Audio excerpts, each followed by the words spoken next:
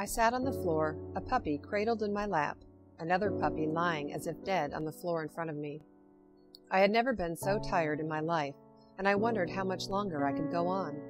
But I think I already knew the answer. As long as it takes. Hi, my name is Tracy, and I am a canine foster mom. I take homeless dogs from the shelter and foster them in my home until they find their forever families. Usually, I only foster adults, but this time I agreed to take 2 puppies from a litter of 6.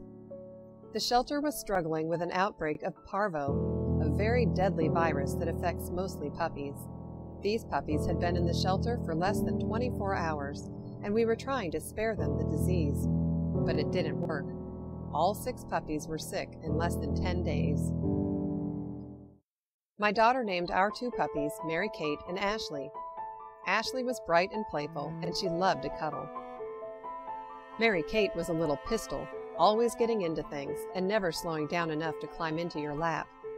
When they were sick, they were just the opposite. It had been 5 days since Ashley broke with parvo. Her sister had soon followed, but was already on her way to recovery. Ashley was still fighting. Parvo is devastating because there is no cure. Your best hope is to keep the puppy hydrated and nourished until her immune system can fight the virus off. It was a waiting game at best. Ashley was fighting, but she wasn't winning. Even the smell of food would set off the vomiting and diarrhea that was slowly killing her. I learned to give her subcutaneous fluids to keep her hydrated. Every 6 hours, round the clock, she would get her fluids and an injection of anti-nausea medicine. Every hour I administered Parvade and rubbed honey on her gums to keep her blood sugar up. Preparing things and administering to her every hour took around 20 minutes, leaving me about 40 minutes to try to catch a nap on the couch before the next hour rolled around. I was exhausted. I felt like I was on a roller coaster. Every tiny step forward that would give me hope would be followed by a backslide that would leave me emotionally drained. Tonight was the worst night. I could see her little tummy cramping every few minutes, and then she would moan.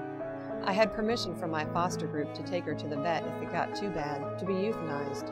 But how could I? She was just a little puppy. I sat with her, talked to her, petted her, told her I was there for her.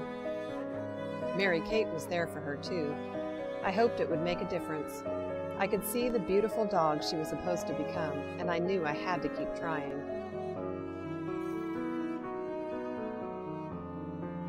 Finally, after more than a week, Ashley started to get better.